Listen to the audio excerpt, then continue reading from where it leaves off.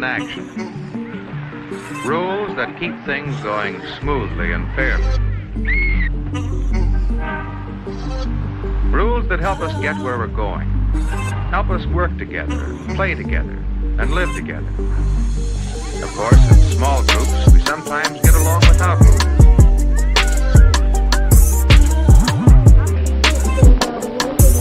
But there aren't any loud noises, just the sounds of working. We call these work sounds. Listen. When many of us play together, rules make the game.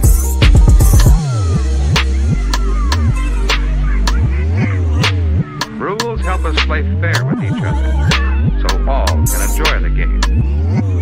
Rules that apply equally to all. It's up to each one of us to know the rules and follow them. Why do you suppose this room is so quiet? Perhaps we can learn from the teacher. At New York's Madison Square Garden, a city college quintet races by a cast of fancy red boots from the University of Oregon. It's the opening contest of an intersectional doubleheader, and New York draws 2 points worth of first blood. And you know, we have found that knowing when to be quiet is a part of growing up. 16,000 fans watch the boys from the Pacific Coast as they try to stem the onslaught of City College fever. But it's all over when Silverstein shoots off the hardwood, decades the ball, and the ball game for CCNY 38-36. Because a quiet room helps all of us learn. How do you do it? Well, each of us knows how to work quietly. That's very important. But the evening sport is a long way from the locker room. In the second game, a team of Northwestern Wildcats is matched against St. John's University of Brooklyn. The lads from Illinois are off to a springboard start when Bob Coble eases the Allen into the basket to take the lead. Do you think you could walk this quietly? Listen to this work sound. But tribal warfare comes to the gymnasium as the St. John's Indians retaliate with 2 points. But now on, the game is touch and go, with 10 men helping to get it there. A beautiful display of teamwork, and Northwestern gets in the number column with sharp shooting Bob Coble doing the honors.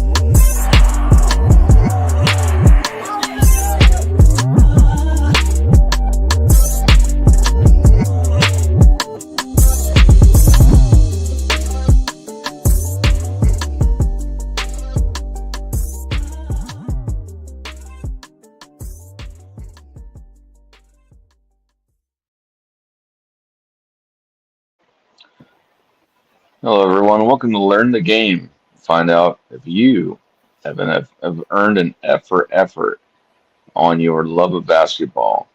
And today we're going to be talking about if LeBron James is a pass first player or an ass first player. But before we get into that, Rex, how are you today, sir? Doing all right. So, I'm one of the proponents of that LeBron James is not a pass first player. Often he leads with his rear end, but really I think that he's more of a driver first, or has been for a majority of his career. And he's really a pass second player. If he's unable to go and get that first step off of somebody and get the layup that he's well known for, I think that he's less of a pass first player. What is your take on the common description of him being a pass first player? Well, I was thinking about it last night and this morning, and there are basically 3 ways of interpreting that phrase. There's 3 different ways that people do interpret that phrase. Now, the actual, if you just follow the words, a pass first player, that's a player that when he receives the ball, the first thing he's looking to do is move the ball somewhere else, right? When you're in you have 3 options. You're in a 3-point stance, you can drive, shoot, or pass. Pass first means when you get the ball, that is what you're looking to do first, is move the ball. That is in no way LeBron James. The other two, the shoot or the drive, come first practically all the time with him. That's just one interpretation. Now, when you talk about star players, players that have the ball in their hand most of the time, more than anyone else on their team, you have players that are, shall we say, greedy, that chase points. Young Wilt, for instance. They are obviously shoot first players. You got guys that are labeled black holes, that once you pass it to them, they never pass it back. Those are shoot first players in reference to offensive threats. Then you have the third, which is when you talk about the elite of the elite, when you talk about Jordan, when you talk about Kobe, when you talk about LeBron, when you're talking about that group of the super elite, top of the sport in all history, guys go after their shot, attack the rim, or look for teammates to a different frequency. And in that group, LeBron is most definitely, he's not a pass first player, he's a pass more player. He'll pass it more than the other all-time elite scorers will. He'll pass it more willingly than the other all-time elite scorers will. But to be a true pass-first player in its clinical definition of the words, no, obviously not. You can't sit there and say that the all-time leading scorer over a 23-year career, a guy that's led his team in scoring 19, I think it's 9, he led his team in scoring 19 consecutive seasons, no matter what team he was on, no matter who the teammates were, is a pass-first player. But of the all-time greats and all the all-time great scorers, he is the one who is most willing to pass. That's a definite. What about somebody like Larry Bird, who scored just as much, but I think he's got more assists per game over his career as well. What about somebody like Larry Bird? Is that what's Now, the difference between him and Larry Bird and LeBron James? This is the math I was looking at, that I was looking through all these stats. And when you start looking at the math and you want to compare like assists to points, the reason I didn't specifically mention Larry Bird is because I was talking about a 23-year career. Constantly Bird didn't play nearly as long, played half as long. The thing you have is Bird was still never a pass first player. He always wanted to get his. There are, numerous, quotes and stories of him telling people where he's going to shoot and hitting it. Tell me the story where Bird said, I'm going to take it right over there and I'm going to pass it to DJ and there's nothing you can do about it. Did you hear that story? I've never heard that story. Exactly. So once again, we got to keep it in context. Now, Bird was obviously a willing passer, but he never came close to leading the league in assists, which LeBron did. He didn't have the ball in his hands as much. If you watch a lot of Larry Bird tape or got to see him live, I think it was 20-something times I got to see him live. Bird never held on to the ball. When you see especially young Jordan, or that's essentially why they brought in the triangle, so he wouldn't hold on to the ball. Kobe a lot, even in the triangle. And guys like that, even LeBron, they have the ball in their hand constantly. The top guys today, Luka, who ironically is with LeBron, Kyrie, these guys hold the ball a long time. Bird never held the ball a long time.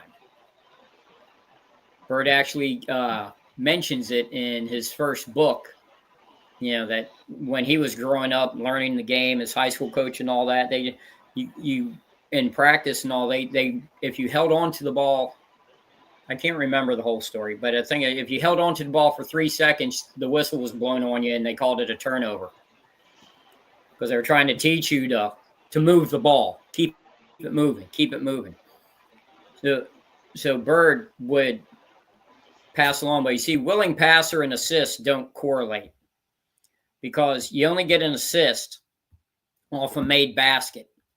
So if you just assume, just a blind assumption, averages, that off your passes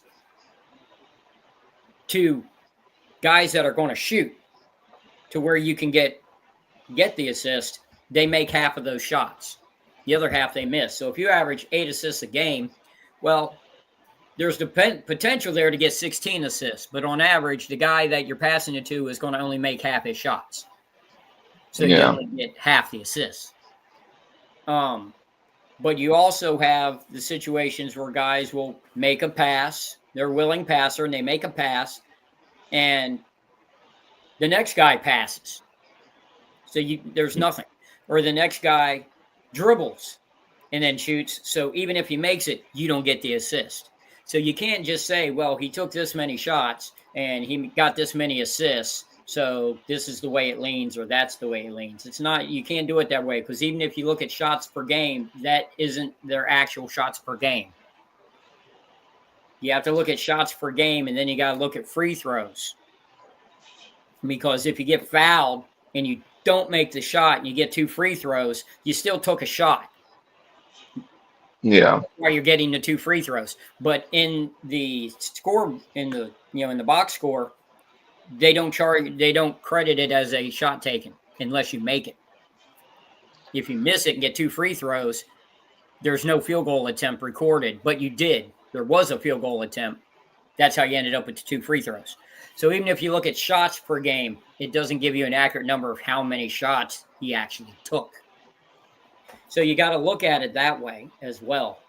Like I said, when you talk about actual pass first players, those guys are never the main guy.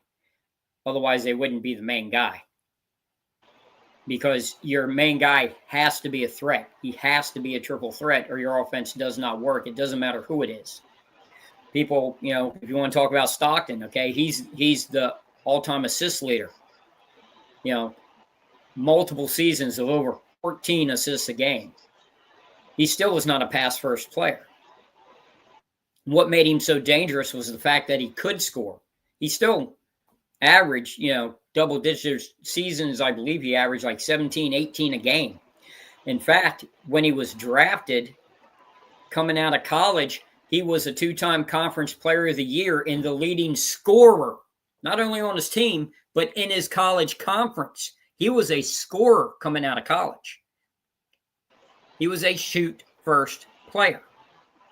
But that's what made him so effective as a passer was you just couldn't cover him expecting the pass. You had to stop him because he's going to take it all the way in and shoot a layup. He's going to hit a pull-up jumper. He can hit a 3. Like the one he hit over Barkley to send home Phoenix in 97, I think it was. Yeah. And so to even guys that just because you rack up a bunch of assists, that doesn't make you a pass-first player. People, if you want to mention Oscar Robertson, retired as the all-time leader in assists. He was a pass-first player. No, he wasn't. Dude averaged 30 points a game. Dude retired as the second all-time leading scorer behind Wilt at the time of his retirement. He was not a pass-first player. Just because you rack up a bunch of assists, that's because you're drawing the defense to you. Why is the defense coming to you? Because you're a threat to score. So the whole concept of the pass-first player, real pass-first players are complementary players. Guys that are the, 4th, 5th option on offense. Dennis Rodman was a pass-first player. Every time he got an offensive rebound, he was not looking to put it back up. He was looking for someone to pass it to. You only put it back up if it was an obvious shot. That's a pass first player in reality, not just going by cliche titles. And that's the problem is modern basketball is filled with all these cliche titles that really mean nothing and really don't explain the player that they're used to describe. So why do people want to call LeBron a pass first player with all that said? Well, like I said, when you look at the top tier, the all-time great scorers if you take the top 10 all-time scorers, guys that's what they do. That's how they made their money, was scoring. Guys with scoring titles. He is the one that is most likely of that group to give it up. So amongst the great scorers, he is the one most willing to give up his own points to give to a teammate. That doesn't mean he's a pass first player. That means he's a willing passer. And of course, he's an able passer. You don't become the 4th or 5th all-time leading assist guy in NBA history just off playing for 23 years. You got to actually make those passes, and your teammates make them to rack up that many assists. Well, here's another monkey wrench. What about Wilt Chamberlain? Well, this is why this is the one thing that if you want to say criticize, I try not to outright criticize any great player because they can tie their shoes better than I can. I mean, they can do everything better. But the knock on Wilt, when you talk about Wilt's versatility and Wilt's ability to literally do anything on a court and basically do anything in life, is that he never did them all at the same time. That's the problem. Wilt scored like a maniac and then turned around and completely changed his style of play, which only him and Babe Ruth are the only 2 all-time sports greats in American history that in the middle of a Hall of Fame GOAT career just completely changed who they were on their quarter field in respect to their sport, completely changed their style of play. They're the only ones, And, Babe Ruth was headed towards the Hall of Fame as a pitcher before he became an everyday player for the Yankees and became the home run king. Wilt was already he became the all-time leading scorer in less than 7 seasons. Okay, he was in his 6th year, became the all-time leading scorer. And then completely changed his style of play to defense and rebound. Just defense and rebound. He still played defense and rebounded when he scored. But then instead of focusing on scoring, he gave up scoring, gave 15 to 20 shots per game to his teammates. Became a legitimate pass-first player. But that was only after the change. He didn't do that early in his career. And he didn't do all at the same time. The stat, looking it up, that really surprised me is these are some stats on LeBron that I was aware of some of them, but not all of them. He basically takes 23 shots per game to 15 passes to scoring opportunities, right?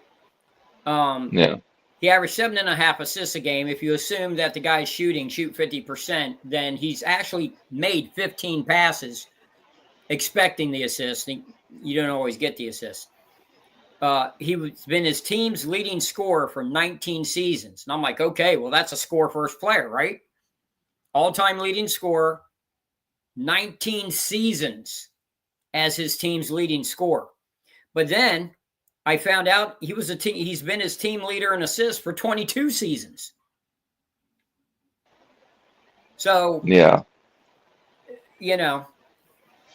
But once again, not as a fan watching and reading these numbers, he's also the all-time leader in turnovers. So how many of his passes that were meant to be assists did he actually not throw a good pass, or the guy didn't catch it, bobbled it, whatever, and it ended up in a turnover? So Yeah. it's not like it's this way or it's this way. I mean, it's like right here, But once again, to be a dominant passer, you have to be a scoring threat. Otherwise, the defense is only covering 2 of the 3 possibles. Why do you think people get so wrapped around these titles or monikers per se of how somebody plays Because they when don't understand the game, and they're trying to they stick to these categorizations. Like we're going to do, hopefully, at some point, a show on Russell's offense. Because how many people, practically 90% of fans, said, "Well, Russell had no offense." It's the first thing you hear if you want to talk when you talk in the GOAT conversation. You say, "Well, the guy has 11 championships and 5 MVPs."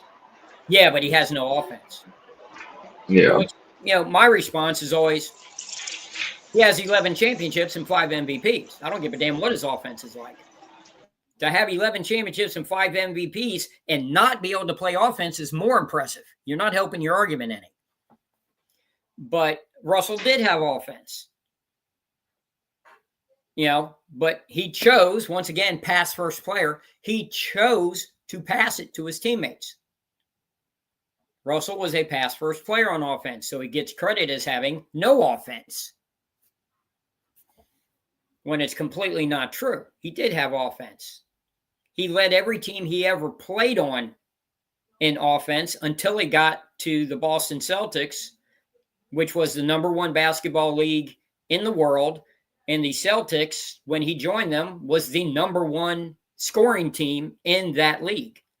They were literally the best scoring offense on the planet when he joined them. They didn't need more offense. He became the defensive anchor. But up to his rookie year with the Celtics, his entire amateur career, he led every team in scoring. Of course he could score. I have a picture on my YouTube channel of Bill Russell jumping sideways in a high jump over a 7-foot high bar. Jumping sideways. That's like jumping over Giannis's head. All right, don't tell me that the dude that can do that can't score. Are you crazy? Of course he could score. That wasn't his role.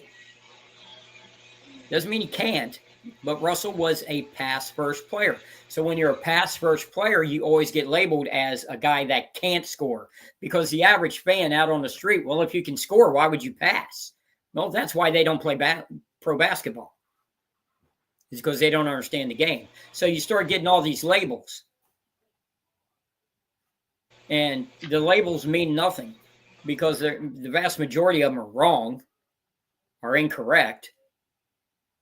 But the labels are just ways for casuals to explain off what they don't know they don't understand how to explain. yeah. So with that said, how important is it? Because you're talking about being a pass more player. How important is it to be a pass more player versus somebody who leans on one aspect of offense or a skill set? Well, it depends on your role in the team. All right, let's look at Michael Jordan, right? Michael Jordan, considered by most to be the greatest scorer ever in the game, right?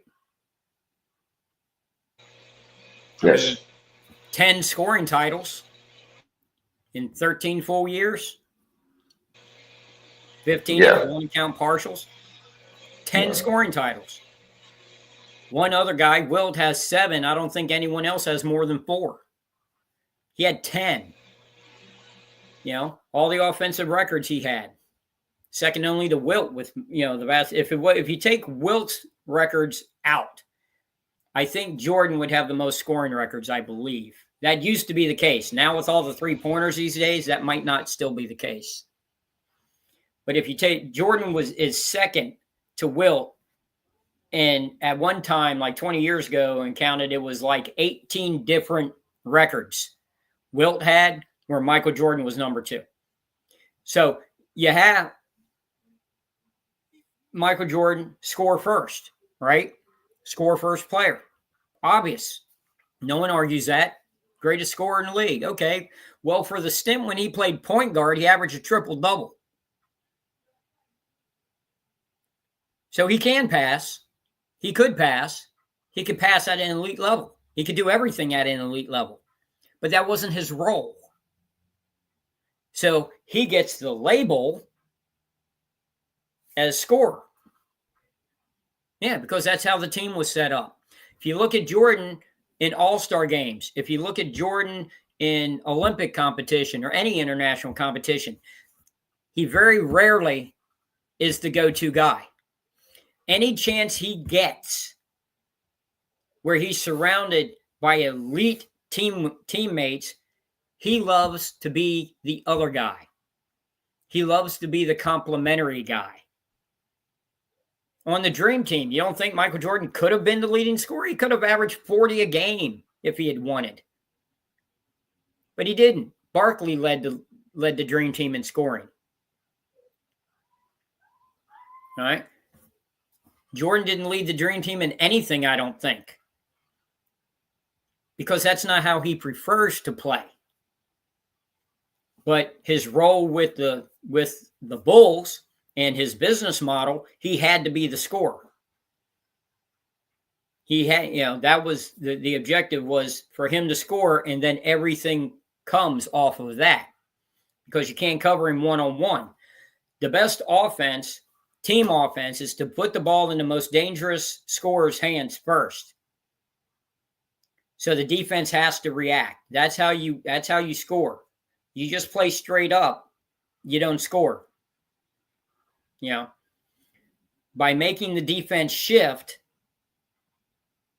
you create open shots and you score, easier, more easily. So by putting it in his hands, you have to double team. Okay, well, if you double team, now there's an open teammate. Now you start the ball movement. That's how every team works. There's never been a team in existence that did not work that way. I thought just because somebody says something, that's how things are. No. So with LeBron James, so what would you say to somebody saying, and you're more or less saying this, that LeBron James is not a pass first player, that he's a score first player? How do you communicate that? I mean, you articulated the situation very well, but what's a phrase outside of that he's a pass more player? How do you think you can communicate that to the casual fan, that LeBron James is not a pass first player? He's the all-time leading scorer. You don't score more points than anyone in 131 years by giving the ball up.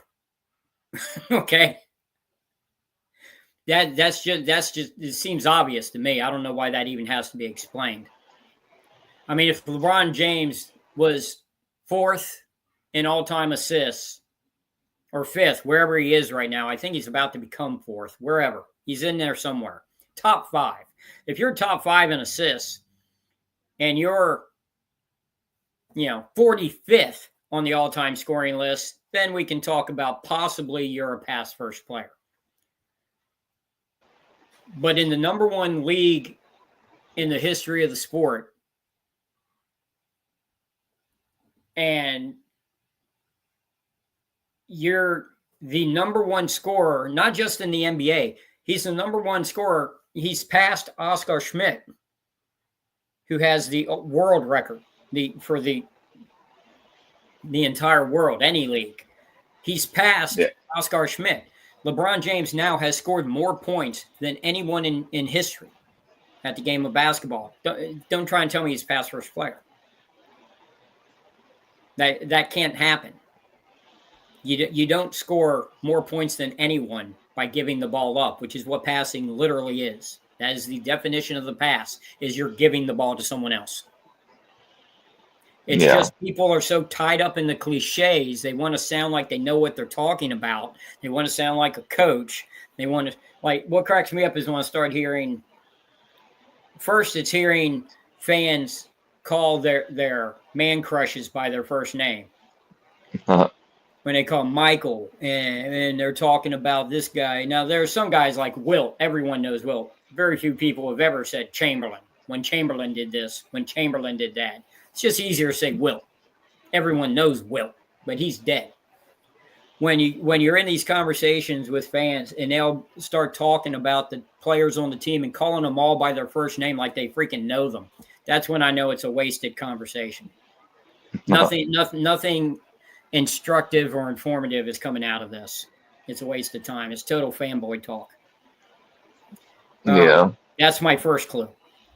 The second is when they start using all the jargon and cliches. Like, still to this day, I need someone to explain to me what a volume shooter is.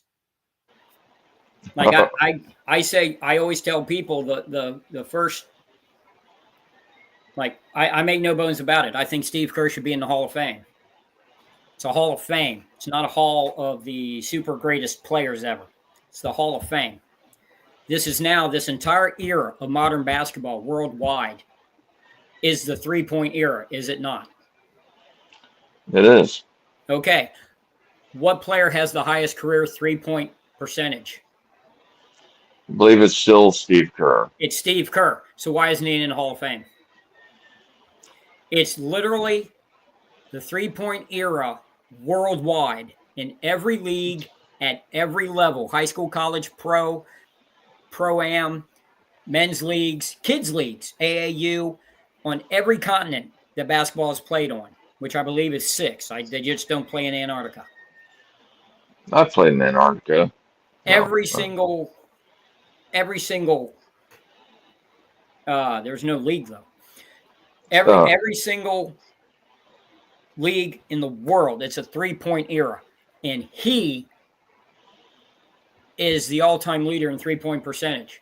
If you're going to play this way and you're going to claim that this modern style of basketball is the evolvement, the greatest era, then you should agree with me. If you don't, then you're a hypocrite. You're an outright hypocrite. Because I'll make the comment when people talk about, Curry being the greatest three-point shooter ever, I just pull up a straight fact and say he's not even statistically the best three-point shooter on his team. His coach is. And everyone starts like raking me over the coals because they can't understand just a straight fact. And they say, oh, well, but Curry's a volume shooter. I don't care. He doesn't make as many. He doesn't make the same percentage. What does volume shooter mean? Like, for some reason, if someone's jacking up more shots, it's permissible for them to have a lower percentage. Well, if you're making a lower percentage, you shouldn't be shooting them. When Wilt was leading the league in scoring his first 7 years, he was also leading the league in field goal percentage. Not only was he shooting more, he was making more. Yeah. And that's how he justified playing that way, because no one had ever played that way in the history of the game before him. And his argument was, I'm the most efficient shooter. I'm leading the league in field goal percentage. So I should shoot more because I make more of them. But now we got this thing, a guy will shoot, like I remember it was first heard it during Allen Iverson's career. When he was leading the league in scoring, but he was shooting 42%. And they're like, yeah, but he's a volume scorer. What the hell does that mean? Yeah. I always thought it was the most ridiculous title, most cliche title. Is like, it's just an excuse by fans. Yeah, I know that term is common in the 2K video game. A lot of people will use a lot of video game jargon now to try and associate it with real life. Um, Yeah, I, that's how I I'm know not. the person really doesn't know a whole lot.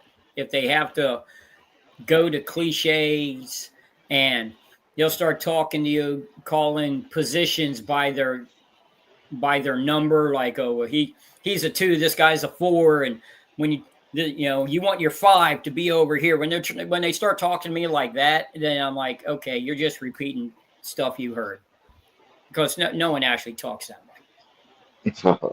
Even the guys Yeah. that talk that way don't actually talk that way. Yeah.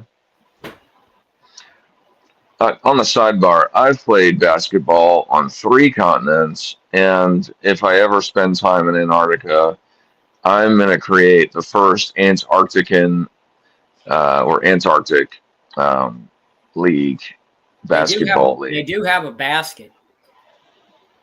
One Okay. of the bases down there does have a basket, but Yeah. there's no league. I will be the first. I'll make the history. I'll make the Hall of Fame. Yeah, right. But No, but you don't average 30 points a game in the NBA, so you don't belong in the Hall of Fame. yeah, that's fair. That's what these young fanboys all think. Yeah. There's actually a video I just watched this morning where it's guys sitting, former NBA players talking basketball. I don't know what show it is. Gil was in there. Mm, Maybe it's his show. I don't know. yeah. But one of these former NBA players makes the comment about, and I don't even remember who they were talking about, but mentioned about complimentary players or something like that don't get in the Hall of Fame. Yeah. And I'm like, okay, how does a guy go through his life, become so great at a sport, become a multi-millionaire playing the sport, and have so little knowledge, be so ignorant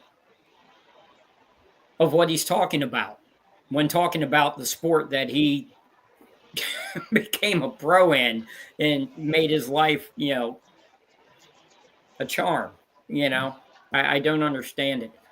Well, Literally, that's where a lot of these kids get their 80% of the information people in the from. Hall of Fame were complimentary, were not star players. Well, that's where a lot of these young people get their information from is these social media guys, and they just spit it out. And if you were a pro, they just take your word as the gospel versus, maybe you're a little ignorant on the history of the game. You're just a great player, but then you're in a position of being as a point of authority for basketball takes per se.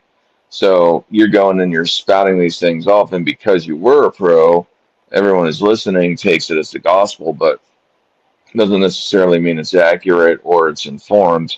It's just something that people say because they think it, and just because you're a great basketball player doesn't mean that you know the history of the game or how the Hall of Fame works in this instance. Yeah, it's just, I'm trying to find the video clip, but I can't find it right this second. Yeah, But it was literally like the most ridiculous statement I ever heard. It was like this guy that's a former NBA player saying, well, complimentary players or whatever don't get in the Hall of Fame. Is like, look at the Boston Celtics. yeah. It's like everyone wants to talk. One of the big detractors when they knocked down Bill Russell was, he had 11 Hall of Fame teammates. Okay, well, if complimentary players don't get in the Hall of Fame, how does a team have 11 number one options? Well, I love when people use that term too because they act like you come into the league as if you were given that you've already made the Hall of Fame. He had 11 Hall of Famers on his team as if they came into the Actually, situation and he had 0 predestined Hall of to Famers on become. his team because you can't make the Yeah, Hall of Fame until after you're done playing. I was predestined to be in the Hall of Fame, and that's why. Well, some You guys know, are. sure, but you know what I mean. Arvidas Sabonis would have been in the Hall of Fame if he never came to the NBA. Yeah, I mean, there's things that you will typically you would think is going to happen, barring injury and situation and circumstance and all of that. However, um, the point of it is that you you get into the Hall of Fame on your merits, not on your potential. So it's just funny when people argue that. He had 11 Hall of Famers on his team.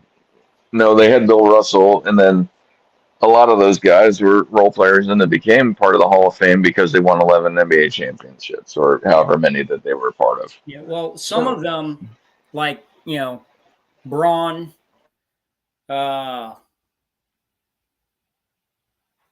guy, I can't, Arnie Rison.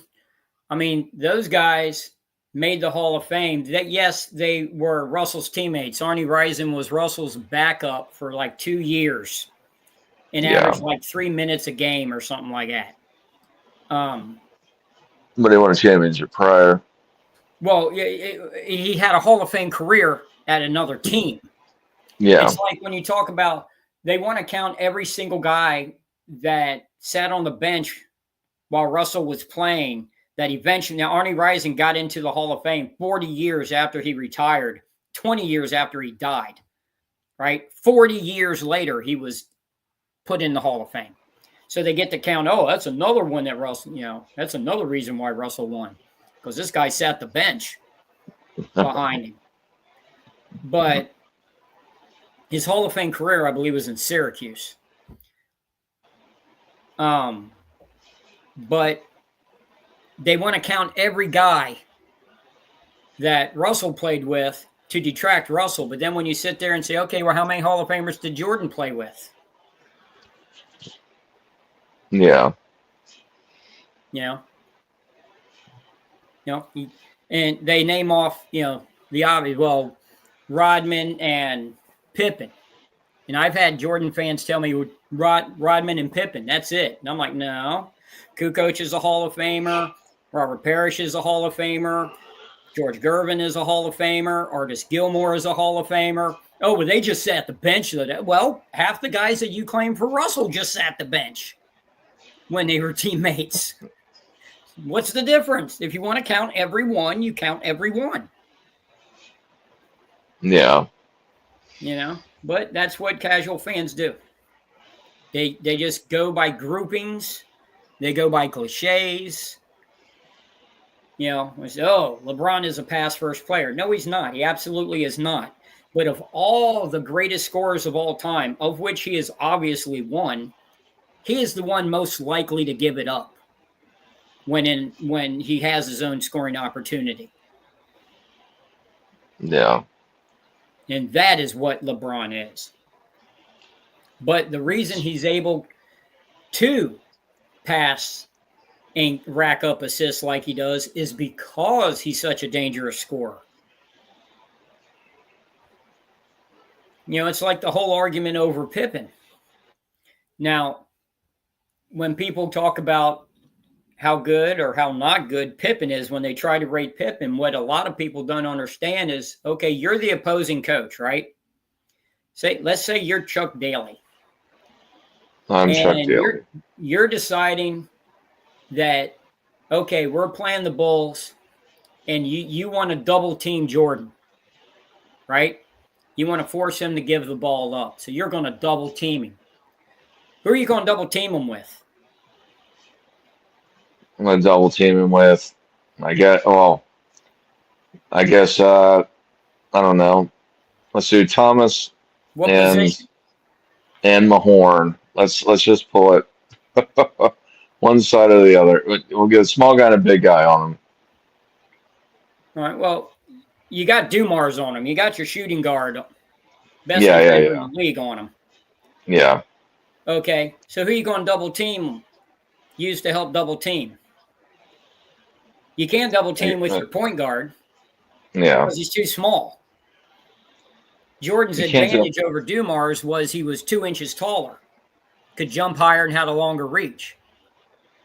Yeah. Mac, But you said I was Chuck. Maxwell You said I talks was about Chuck this. Daly. You would, You said I was Chuck Daly. yeah, but I what wanted to change the double what you do is teams. you double team with your small forward, right? Yeah, You got yeah. to put length on him. You double team with Yeah. your small forward. Okay, so who does that leave open for the Bulls? That leaves open the small forward. Who was Pippen? Yes. Well, there you go. That made Pippen able to make a lot more plays. Because if you decided to double Jordan, you had to almost use exclusively your small forward. Because if you went with your big forward, he has the length, but he doesn't have the quickness.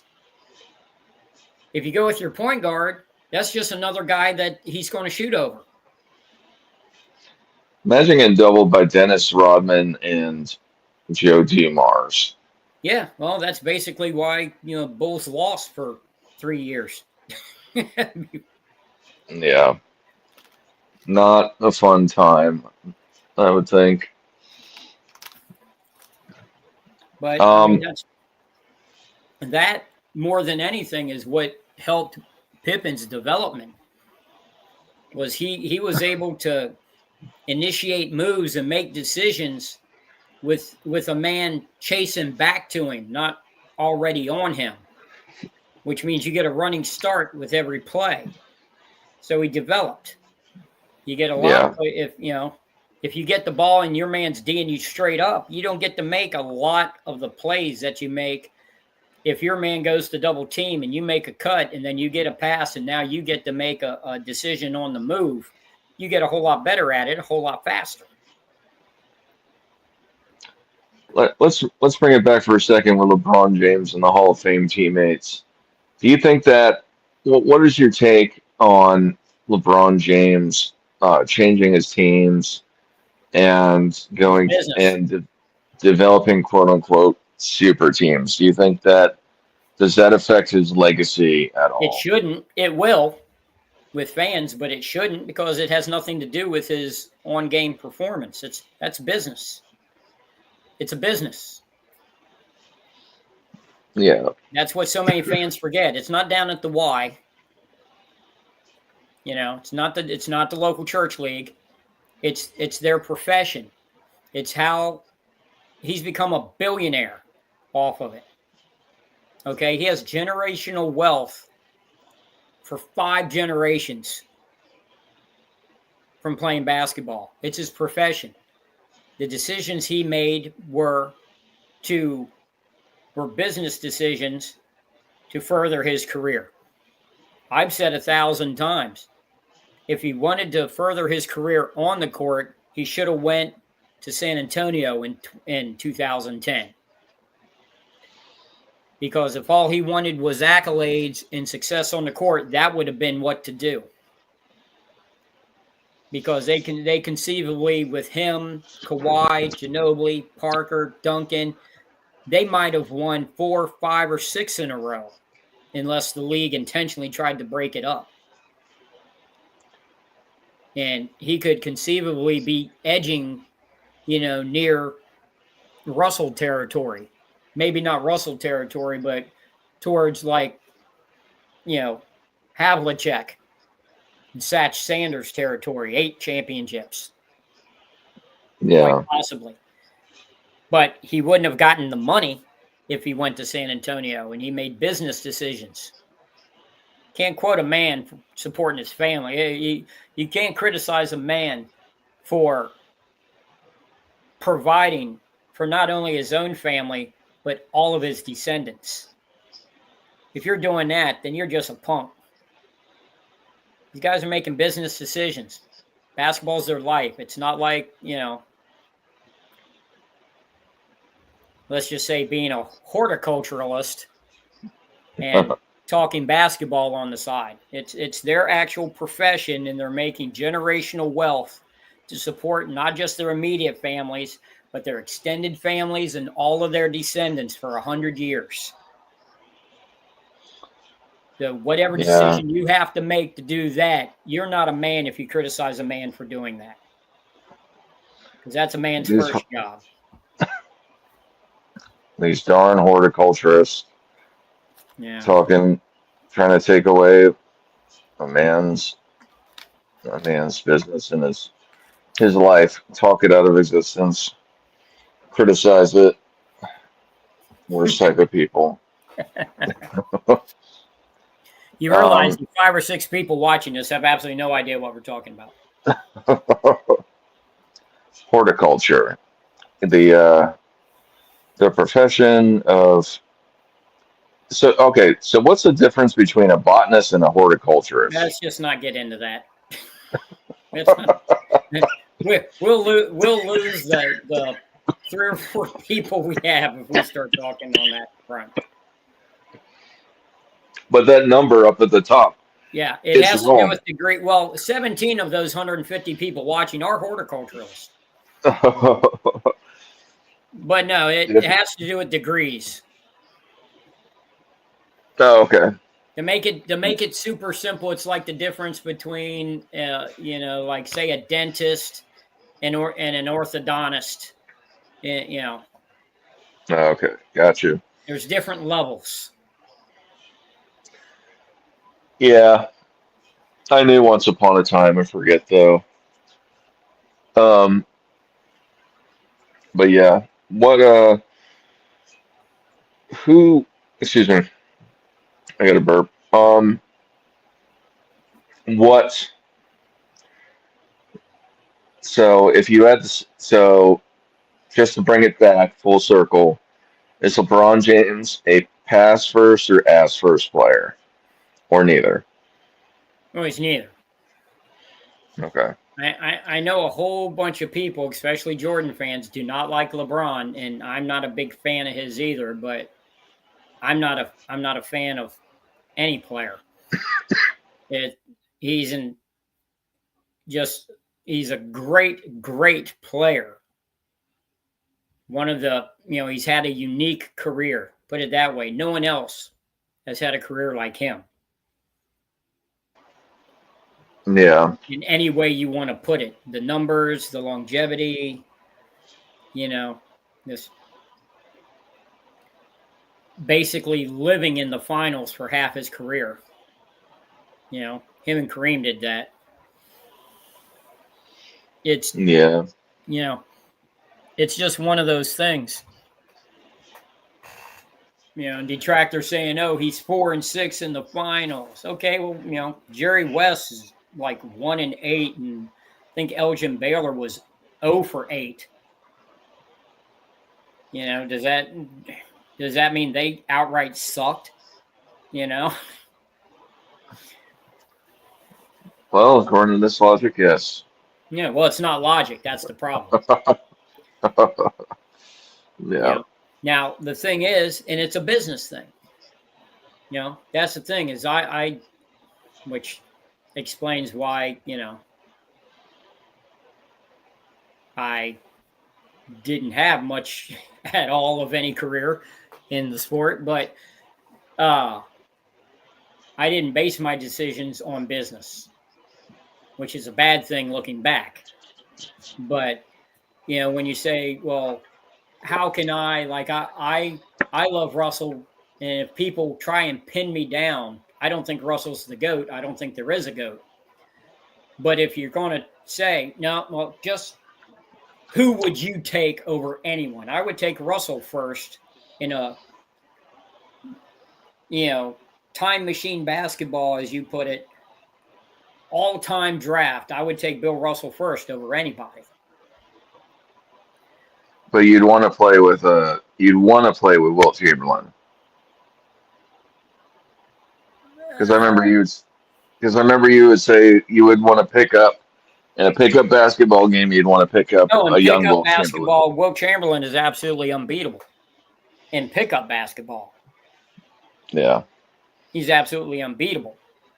But if you're talking about I'm a GM, in some non-space-time universe, I would pick Bill Russell first in an organized game over anyone. But I don't believe anyone is the GOAT because there's too many different eras, rules changes, positions. That's the great thing about basketball.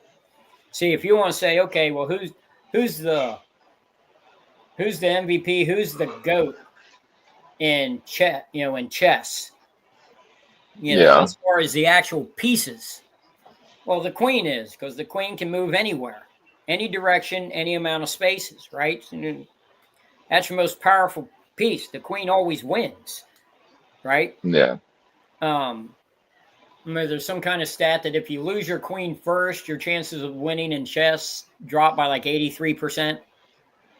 It's because everything's weighted, because all the pieces cannot do the same thing. But in basketball, unlike any other sport, every player has to do every skill. Yeah. Now, depending on your size and the coaching and what teammates you have, you do each skill to a different proportion. But even Yao Ming dribbled, Yeah. Even Muggsy Bogues drove to the basket. Muggsy Bogues once blocked Patrick Ewing. I mean, every player does everything. Yeah. But that doesn't make it equal. That actually makes it less equal because you have total free flow. And that's what fans, the thing, if you had to sit there and say, what is the biggest difference between fans that don't actually understand the game and people who do actually understand how to play the game? It's understanding the ebb and flow of a game. Yeah. Right? Like when you sit there and you talk about scoring, like we'll say scoring, we'll bring it back to Jordan. And you say, well, other than Wilt, Jordan has the most 50-point games, right? Yeah. He has the most 50-point games. But he doesn't have, when you talk about greatest scorers, well, he didn't even have the high game when he played. The most he scored was 69. Well, David Robinson in the same era had 71. Yeah. But Jordan also had no zero games. Wilt scored 100. But there were also games where Wilt scored 0. And you can say, but he did that on purpose. Yeah, he did do it on purpose, but that doesn't matter. He scored 0. Yeah. And so you have a bigger fluctuation. Jordan didn't have all the super high peaks that are all-time records other than the playoff game, but there's an asterisk with that because he also played, that was a double overtime game. Yeah. But he also doesn't have any of the lowlights either. He was much more consistent. Whereas, like I said, with Wilt had a 100-point game. No one's done that. He had how many games over 70? I think 3 or 4. But then he has, multiple games of 0 or 2 or 4. So there's a dramatic shift, a huge swing. It's just, you can't directly compare anything in basketball because it's all situation and circumstance. And since it's a fast-paced game, it's not like football where there's a huddle before every single play, or baseball where guys come up and the game is played one pitch at a time. It's not like that. It's on the fly. And you basically, go, you play it as it comes. Yes, you have a few timeouts over a 48-minute game, but essentially it's played on the fly for the vast majority. So Yeah. there's so much more happenstance. Then imagine if they played basketball still the way the original rules had it, with a jump ball after every made basket. Yeah. What would the record book look like then? Oh, yeah. I mean, you'd probably have Kareem averaging 60 points a game because he would just get in the post and shoot skyhook. And then you'd go back to the center jump. He'd get the center jump, then go back down and get the skyhook again. You foul him on purpose. Okay, he was 75, 80% free throw shooter. If you went by the old rules, Kareem would probably be considered above everybody of all time by a mile. Well, if you think They about changed that, rules.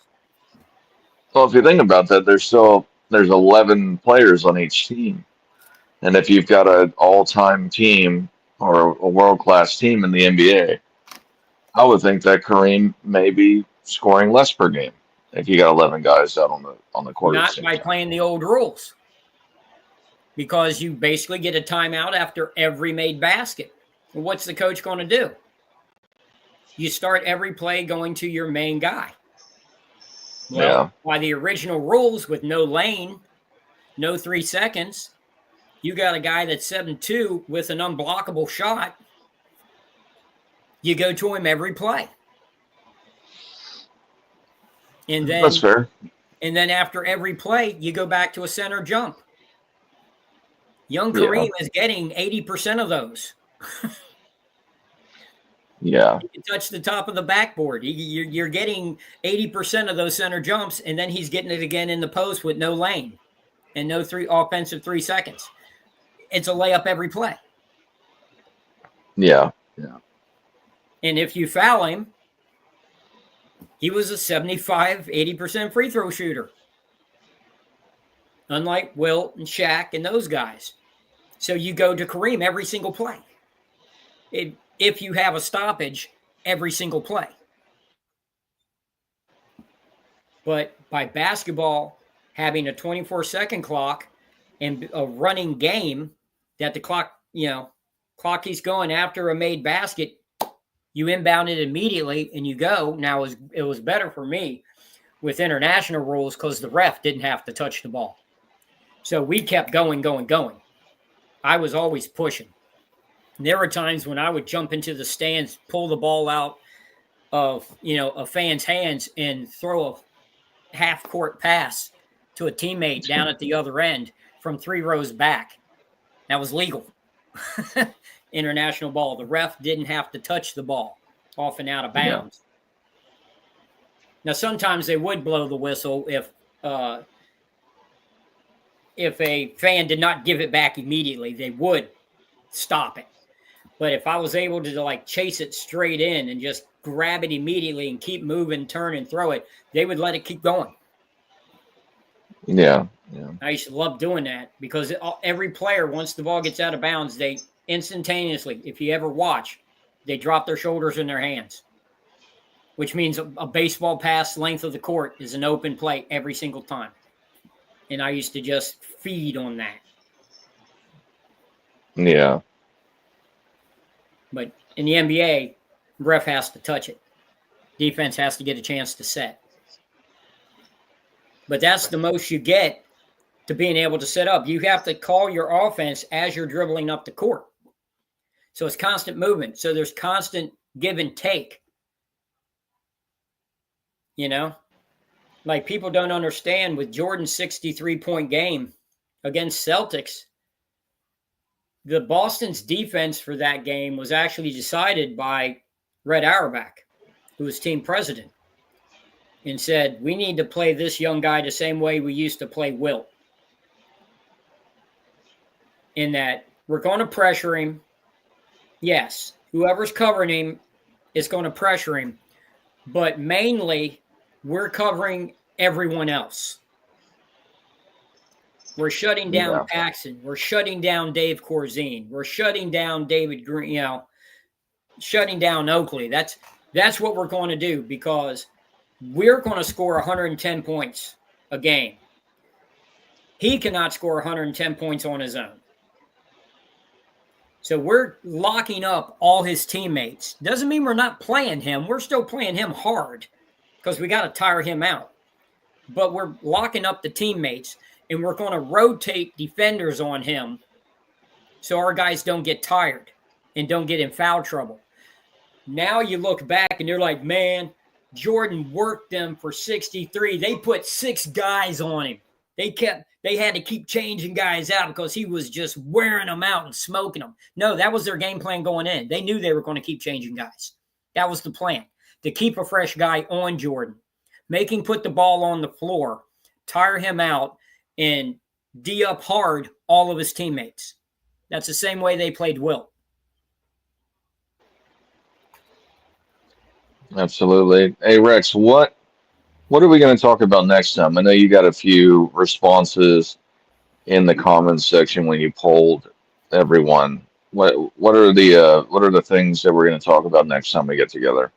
Well, of the suggestions that I had, and we don't have to do the ones that I put up on my page, but well, if you want to go through, let me get the actual suggestions. Number 1, Michael Jordan's supposed 48-inch vertical leap. Number 2, Wilt's supposed 50-inch vertical leap. 4, Russell's lack of offense. 5 is the one we're doing now, LeBron pass first player. 6, I have Wilt's 1970 finals collapse. 7, Mike and only played white players. 8, earlier eras couldn't shoot from three-point range. 9, the game has evolved. Or 10, that the NBA isn't rigged. And that would be me arguing that it is rigged. It's always been rigged. And my proof for such statement. Yeah. Which, by the way, I wrote this down, and then a couple weeks ago, I actually wrote this list months and months ago. But just a couple weeks ago, an old retired near-death former mob boss spilled the beans saying, yeah, the NBA's always been rigged. The mafia in the United States started in the same cities that the original NBA teams were in. Why do you think that is? Yeah, you got a cut.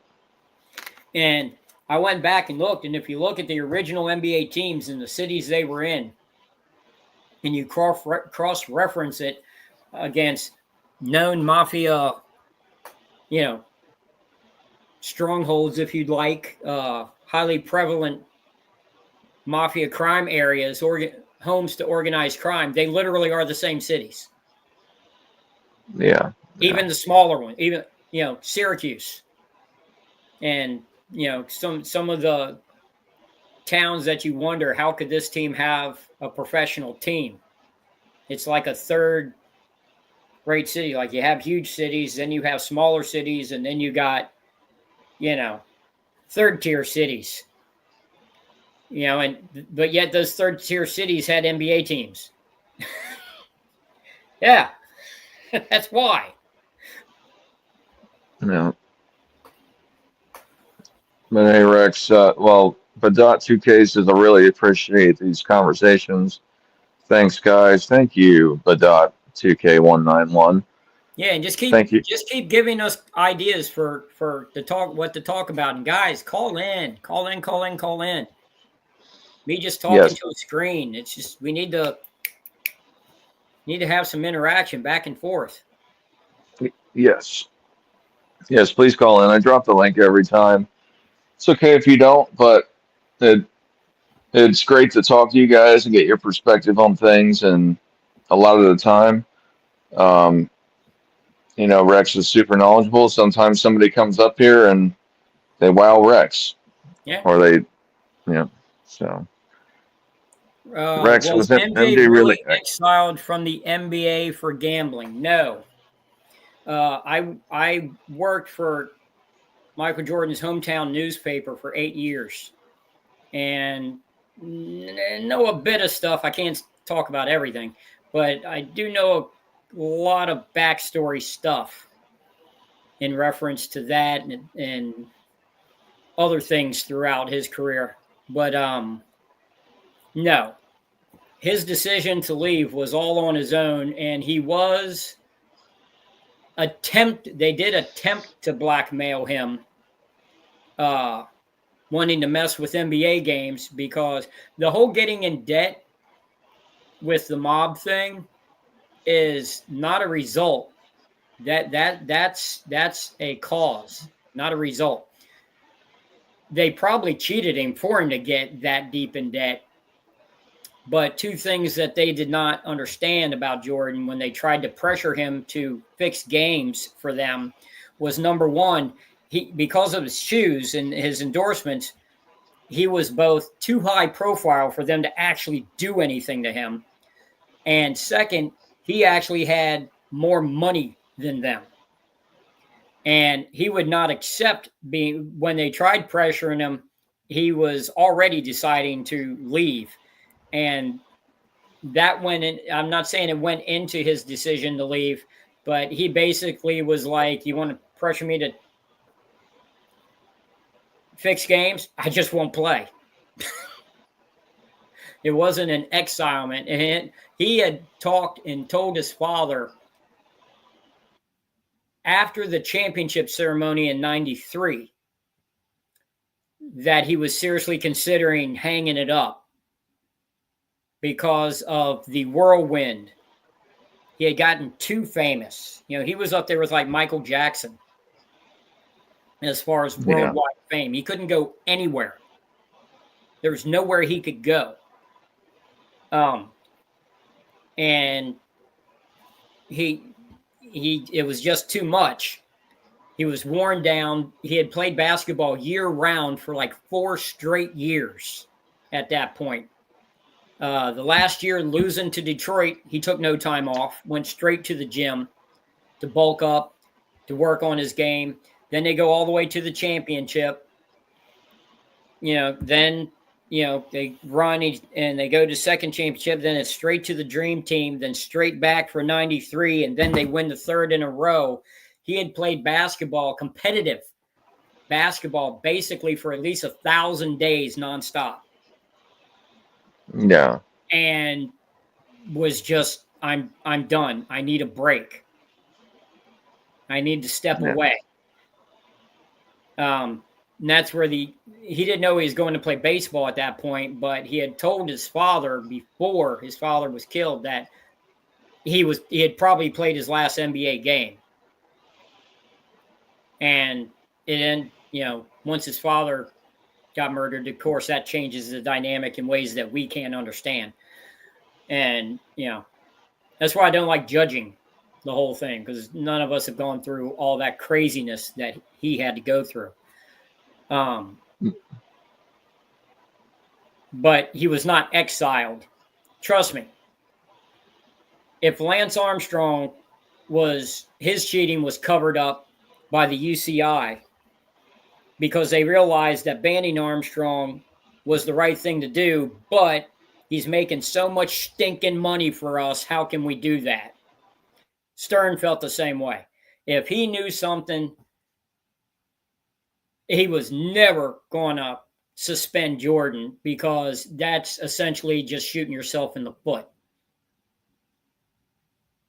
That would just be ridiculous. And we all know Stern was all about business. He didn't give a dang about any of that stuff. It was about the business.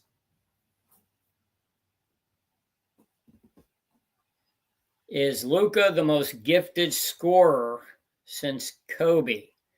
What do you mean by gifted? Because Kobe was not a gifted scorer. Kobe built himself into a deadly scorer, an all-time great scorer. Constant work. That's gifted. Wilt was a gifted scorer. All he had to do was go out on the court, and the ball's dropping in the hole one way or the other. If you want to say the most, would Deadliest be the most varied scorer? Most, I don't know. See, I don't watch any NBA right now, so can't really give a definite answer. It seems like, but I don't remember seeing Luka in the post. I don't know what he can do in the post. I've seen some really basic stuff where he'll post up and he'll typically fade away. But I don't watch a ton of Luka, but I don't really see him doing anything crazy in the post. Well, Luka is Larry Bird. He wins off the same style of play. Number one, he's brilliant basketball-wise. Okay, you're not playing in the top European league at 16 and 17 years old unless you have a mystical grasp of the game and understanding. You know what I mean? Yeah. When they say he's not athletic, of course he's athletic. He's outrageously athletic. He's just not a high leaper. That doesn't mean you're not athletic. But he is able to make the defense play at his pace, which is what Bird did. And what made Bird was also an amazing athlete. He just wasn't a very high leaper.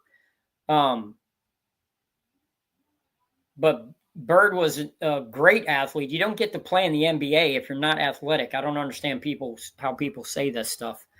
But the thing that I found out about Bird that explains it, Bird was able to lull you to sleep on his athleticism because he talks about growing up playing in Indiana. He had these, no pun intended, bird legs. When he had his first growth spurt and he went from like 5'8" to like 6'2", he said he had knobby knees. His legs were super skinny and white.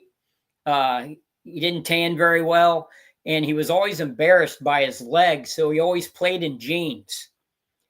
And after reading that, I started paying attention, watching Bird play, and that is the best way of explaining Bird running down the court, is he looks like a guy playing in pants.